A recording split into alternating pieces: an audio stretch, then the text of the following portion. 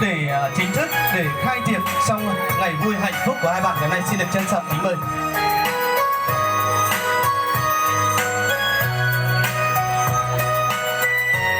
Xin mời những công tác phục vụ cho cô dâu và chú rể cầm đĩa bánh ạ. Con dao đâu ạ? Mang tình yêu đâu ạ? Xin mời chú rể tay phải ôm eo cô dâu đi ạ. Ôm eo cô dâu đi ạ. Con dâu cầm hai tay lên chiếc lưới dao tình yêu của mình ạ. Chiếc con dao mang tình yêu hạnh phúc của mình sẽ cắt từ tầng bánh từ trên xuống được không quý vị? Tầng bánh đầu tiên sẽ là tình yêu tượng trưng cho hai bạn, và tầng bánh thứ hai chính là tượng trưng cho đất, và chiếc bánh thứ ba tượng trưng cho trời. Và tình yêu của hai bạn sẽ bền vững giữa đất trời ngày hôm nay. Xin mời quý vị dành một tràng pháo tay thật lớn được không quý vị? Rất tuyệt vời, rất tuyệt vời, rất tuyệt vời những tình cảm của toàn thể quý vị dành cho con dâu và chú rể ngày hôm nay. Và xin được trân trọng kính mời một lần nữa, mời cô dâu và chú rể xin mời tiến về bàn tiệc thứ hai, đó chính là nghi thức khui rượu xăm banh để chính thức khai tiệc cho lễ thành hôn ngày hôm nay. Xin được trân trọng kính mời hai bạn. Xin mời chú rể sẽ lắc cái xăm banh của mình thật mạnh, cũng như sẽ bật tuôn trào những tình yêu của hai bạn sẽ ngọt ngào như chiếc xăm banh.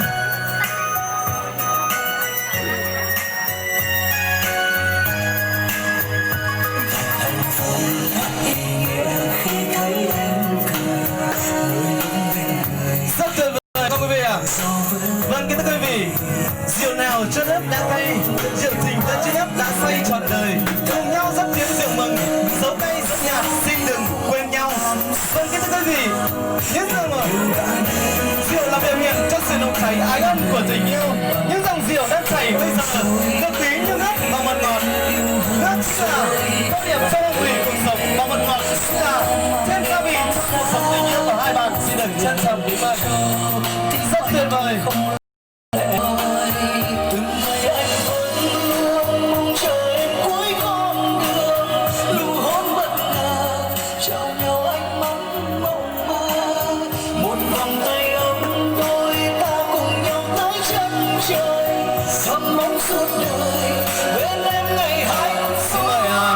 Sẽ rót những chiếc ly rượu của mình. Các bạn để lại một tí để cho rót vào ly của mình để làm nghi thức khui rượu uống rượu rau bôi.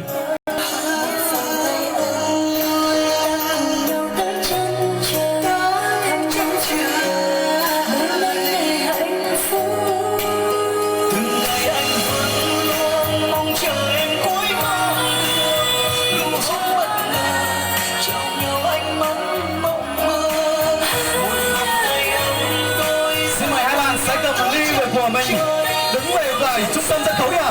Đứng về trung tâm sân khấu đi ạ. Và chúng ta sẽ cùng hô cùng ban tổ chức của chúng tôi được không quý vị? Từ 3 đến 11 chúng ta sẽ hô rô to để chúc mừng hạnh phúc cho hai bạn được không quý vị?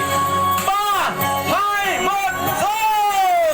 Xin mời hai bạn đang tay chéo vào nhau đi ạ, để cùng làm nghi thức khui rượu rau bôi. Vâng, kính thưa quý vị, gầu vàng mà múc vào giếng tiên, sắp vô bình ngọc kết duyên tương phùng. Xin được chúc mừng cho hạnh phúc hai bạn trăm năm và hạnh phúc trăm năm.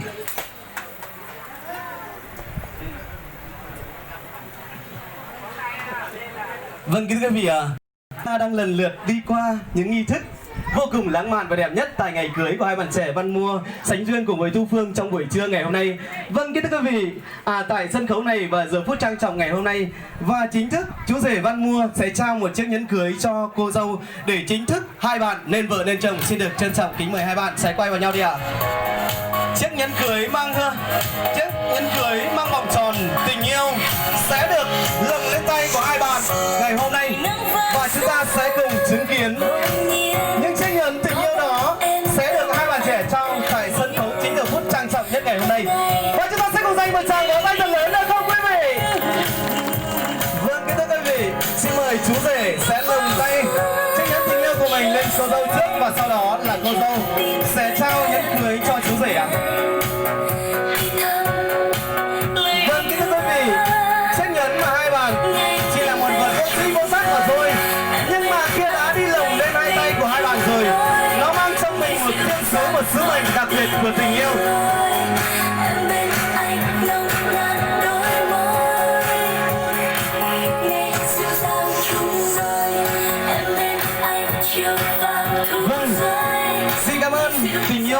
bạn rất là nhiều đã cho chúng ta thấy lần lượt từng nghi thứ một đều là những hoành sáng và rất là tuyệt vời của tình yêu của hai bạn. Vâng, kính thưa quý vị, và ngay sau đây tại sân khấu này, những người bậc làm cha làm mẹ tại gia đình họ nhà trai của chúng tôi sẽ có món quà đặc biệt ý nghĩa để dành tặng cho hai bạn ngày hôm nay. Chúng tôi xin được màn phép trân trọng kính mời đại diện của bố mẹ chú rể sẽ có món quà ý nghĩa để dành tặng cho hai con trong ngày vui hạnh phúc ngày hôm nay. Xin được trân trọng kính mời.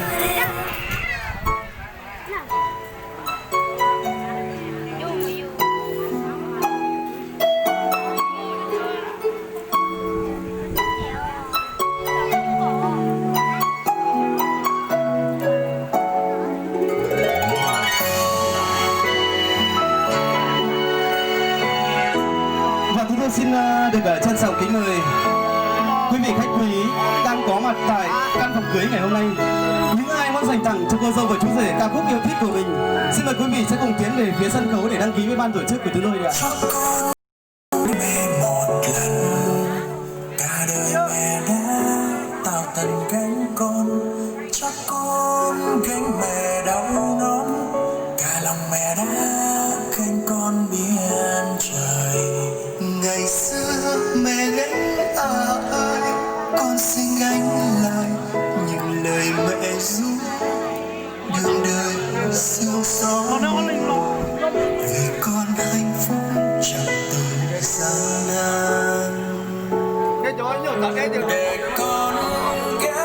mẹ đừng can, giờ khi mẹ mất buồn mang gánh ai cho con gánh cả tháng dài, gánh qua năm dòng những ngày đắng cay. Xin mời quý vị dành một tràng pháo tay thật lớn cho người mẹ của chú rể đã có món quà để dành tặng cho hai con ngày hôm nay. Vâng, kính thưa quý vị, ở tại hôm nay những ai còn có món quà mà chúng tôi chưa được sướng tên, xin mời quý vị chúng ta sẽ tiến về phía sân khấu để dành tặng cho hai bạn đi ạ. Xin được trân trọng kính mời. Con sao gánh hết công lao một đời, bông hồng cài áo đúng nơi. Vâng, xin được cảm ơn những người mẹ và những người chú của rất là nhiều. Xin mời hai bác sẽ cùng trở lại bàn ghế danh dự của mình để chào đón cũng như tiếp khách quý vị khách. mà một đêm mà mình có tệ chứ, thế con này tôi thấy tôi không tệ chứ. Cho họ tụi lên. Bên đại diện của bên họ nhà gái có những ai muốn dành tặng cho bài hát nào để gửi về với Mừng Lát thân yêu hay không ạ? Xin mời quý vị sẽ cùng tiến về sân khấu ngày hôm nay để cũng như gửi gắm tình yêu thương trọn vẹn của mình với gia đình họ nhà trai nhà của chúng tôi tại mảnh đất Mừng Lát thân yêu, được không quý vị? Như Thanh luôn luôn sinh ra tất cả các bậc nhân tài về thế giới âm nhạc mà chúng tôi muốn được lắng nghe giọng ca đến từ quê hương Như Thanh ạ. Xin được trân trọng kính mời. Xin mời cô dâu và chú rể ngồi xuống đi ạ. Tạm tận gánh con, cho con gánh mẹ đầu non, cả lòng mẹ đã gánh con. Vâng, kính thưa quý vị, dành một tràng vỗ tay thật lớn để chào đón anh trai được không quý vị? Sẽ đại diện cho bên họ nhà gái bằng những tình cảm yêu thương của mình, bằng những điệp khúc âm nhạc để thay đổi cho bầu không khí ngày hôm nay. Xin được trân trọng kính mời anh trai ạ. Vâng, hôm nay là ngày vui của hai em. Anh xin chúc phúc, chúc cho hôn trường của chúng ta bên họ trai họ gái luôn luôn có sức khỏe và tràn đầy niềm vui. Xin trân trọng cảm ơn.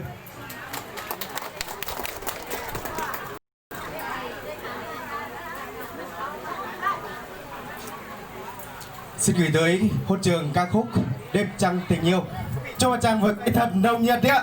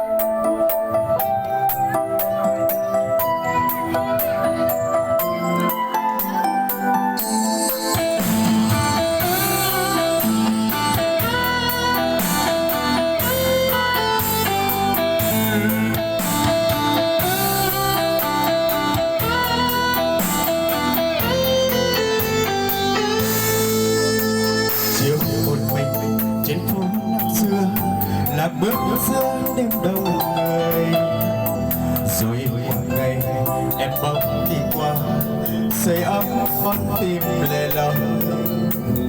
Nụ cười và anh cũng đam mê, trái tim vẫn tin ta không rời.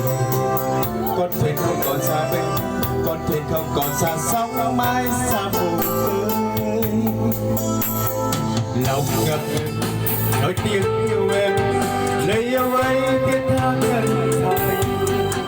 Còn gì bằng xanh bước bên nhau, cùng ngắm ánh trăng ba ngàn sao.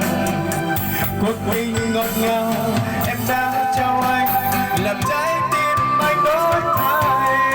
Niềm hạnh phúc anh mong có em, khiến anh ngất ngàng. Phút xa đông đêm người, đêm tình yêu dưới trăng. Những ánh sao băng qua trời xin làm im lung linh. Thì thầm anh nói với em một lời, em có biết giờ trái tim anh yêu mình. Vâng, cho chào một tay cho Minh Ngọc đấy ạ.